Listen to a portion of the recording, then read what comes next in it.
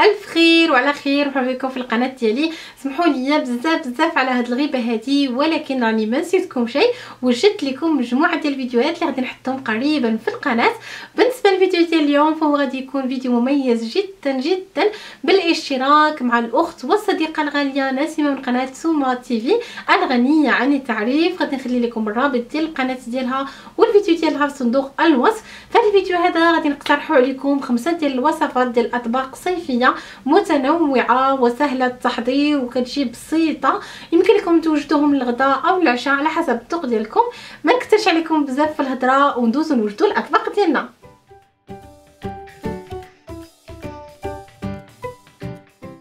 بالنسبه للوصفه الاولى غادي نوجدوا طاجين ديال السردين بالخضر اللي غادي نحتاجوا فيه نص كيلو ديال السردين، 2 بطاطات مقطعين على شكل دوائر، بصله ومطيشه مقطعين، شويه ديال القزبر ومعدنوس، شويه ديال الملحه والابزار وجوج تومات، معلقه ديال التحميره، معلقه ديال الكمون، معلقه ديال السكينجبير، نص كاس ديال الماء ونص كاس ديال زيت الزيتون ونص حامضه.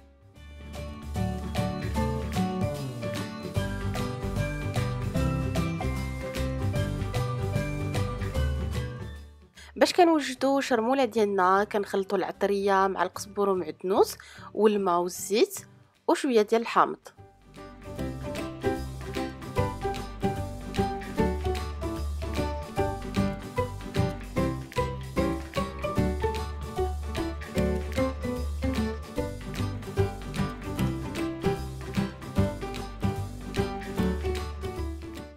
كنديروا السردين في شرموله بهذه الطريقه هذه وكنخليوه يرتاح واحد 10 دقائق باش كيتشرب لينا مزيان ديك الاقامه، ومن بعد كنستووا في الطاجين ديالنا مع الخضره وكنديروه يطيب.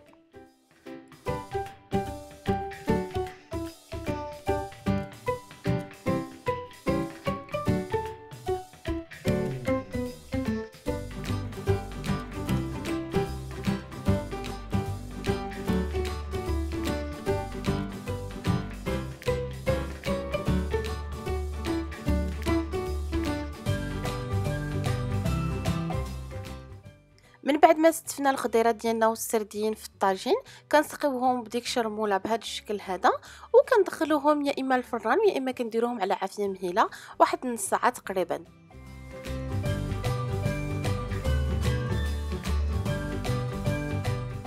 وهو الطاجين ديالنا وجد كيجي غزال ما شاء الله ما شهيتكم فيه.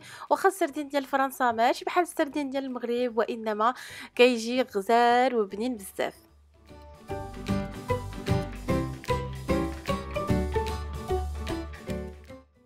بالنسبه للطبق الثاني غادي نوجدوا فيه لي كوتليت بالبطاطا بواحد الوصفه رائعه ديال جده ديالي الله يرحمها.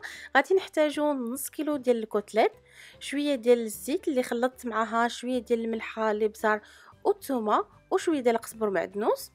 غادي نحتاجوا نص كيلو ديال البطاطا، 2 معالق كبار ديال الزبده، شويه ديال القزبر معدنوس، بيضه وثومه وحده.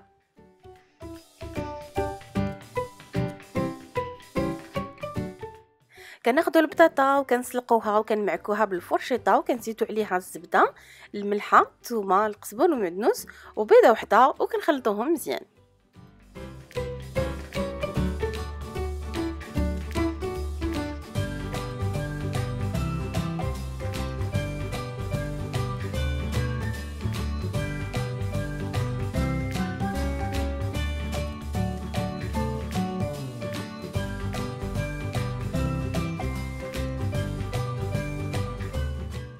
كنديروا هاد لابوري ديالنا في لابوش ادوي، وكنخدم هاد لادوي هادي اللي كيكون الراس ديالها عريض.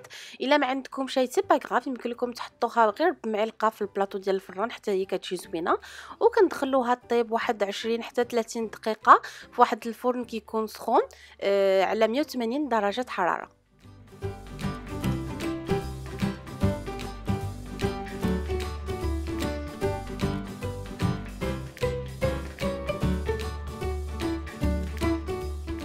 هذا هو الشكل النهائي ديال البطاطا ديالنا، كيجي المذاق ديالها والشكل ديالها رائع جدا واحسن ب1000 درجه من الفريز.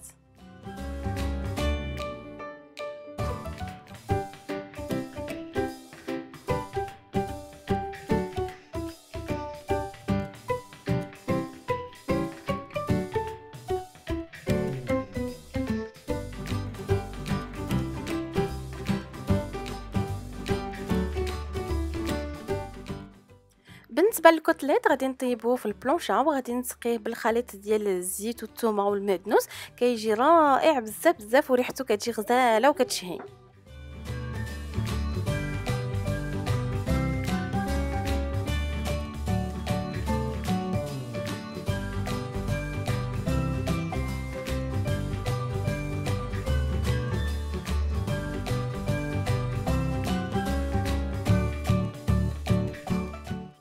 كنقدموا الكوتليت ديالنا مع البطاطا، كيجي طبق رائع وراقي جدا جدا.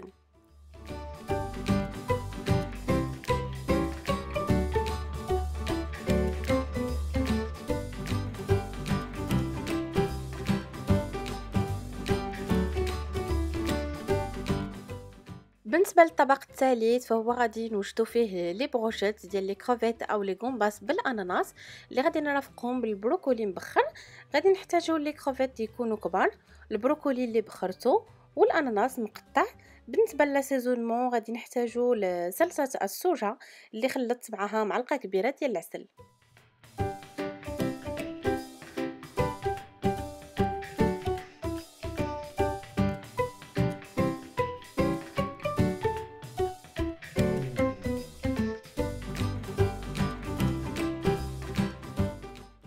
كنوجدوا لي بروشيت ديالنا ديال الكروفيت والاناناس وكنديروهم فوق البلانشا وكنسقيهم بخليط صلصه الصوجه مع العسل وكنخليهم يتشحروا من جوج جهات. الا كنتو كيعجبكم لو سكري سالي غادي تحماقوا على هاد لي بروشيت هادو، كيجيو فنين ورائعين جدا جدا.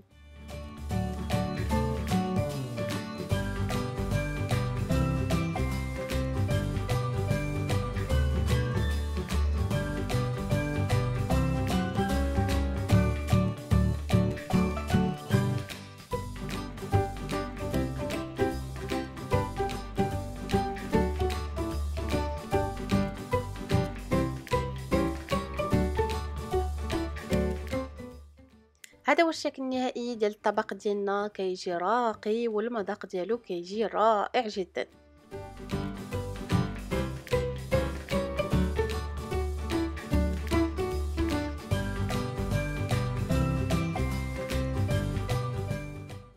بالنسبه للطبق الرابع فهو عباره عن بيتزا سائله سهله التحضير.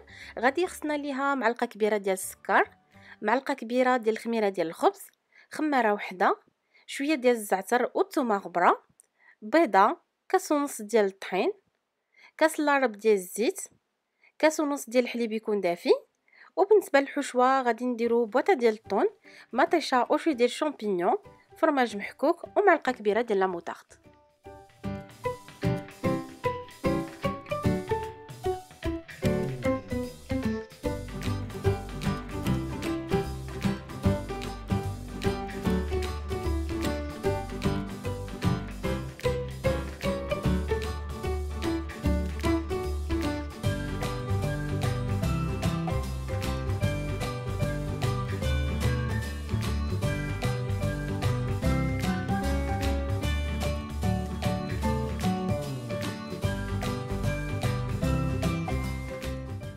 كنخلطوا المقادير ديالنا تدريجيا كما شفتوا، ومن بعد كنديروا لاباط ديالنا في المول.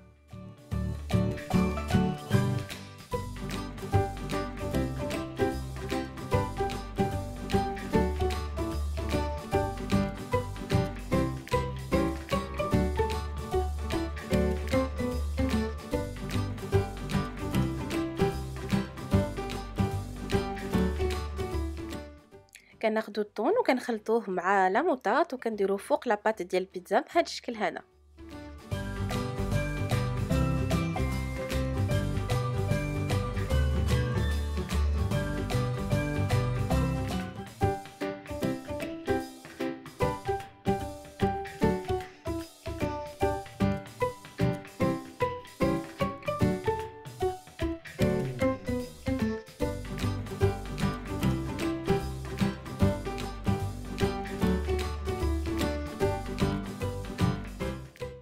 كنستوي لي طرونش ديال المطيشه والشامبينيون، كنزيدو عليهم الزيتون الكحل والزيت البلديه وشويه ديال الفرماج محكوك، وكندخلوا البيتزا ديالنا طيب تقريبا نص ساعه، كنشعلوا عليها العافيه من غير من التحت.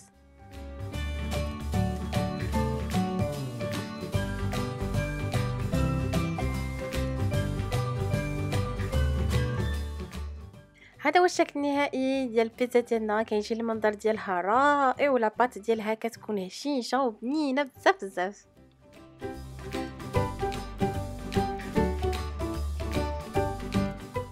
ندوزو دابا نشوفو الطبق الخامس اللي غادي نوجدو فيه فخاد ديال الدجاج في الفران بالفلفله. غادي نحتاجو 3 ديال الفخاد ديال الدجاج، 3 ديال الفلفلات حمراء خضراء وصفراء، بصله مقطعه لشرائح. بالنسبه للعطريه غادي نحتاجو الملحه، الابزار، التحميره، 2 تومات، شويه ديال الزعتره، ضمط ديال البنه ديال الدجاج والمعدنوس، نص كاس ديال الماء ونص كاس ديال الزيت.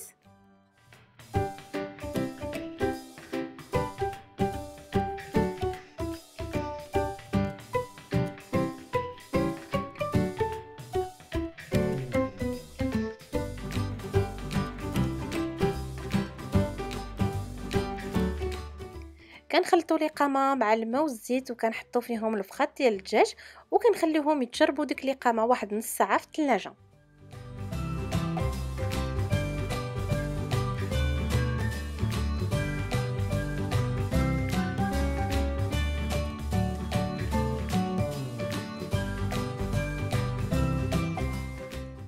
كناخذوا البلا اللي كتدخل للفران وكنستفوا البصله هي الاولى، من بعد كنحطوا الدجاج وكنديروا فوق منه الفلفله وكنسقيهم بديك العطريه والزيت اللي بقات لينا، وكندخلوا البلا ديالنا للفران واحد 45 دقيقه حتى كطيب لينا ديك الدجوجه ديالنا وكتحمر لينا وديك الفلفله كتطلق لينا ديك الريحه ديالها الغزاله.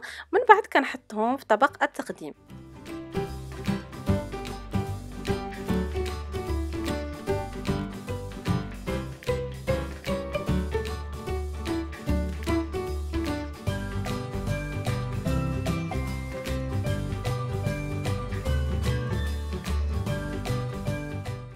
هذا هو الشكل النهائي ديال الاطباق ديالنا، كلها سهله وسريعه التحضير وما كتطلبش مجهود كبير باش كنوجدوها. حتى طريقه التقديم كتكون راقيه وكتشهي الواحد باش ياكلها.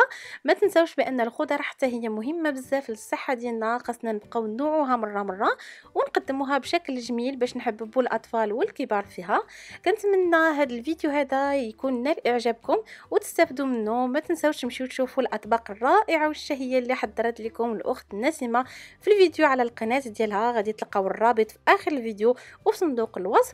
بالنسبه للبنات اللي كيشوفوا الفيديو ديالي لاول مره، ما تنساوش تعملوا لي اشتراك وتفعلوا الجرس باش توصلوا دائما بالفيديوهات ديالي. كنشكركم بزاف على المشاهده، وموعدنا هذا المساء ان شاء الله مع فيديو جديد.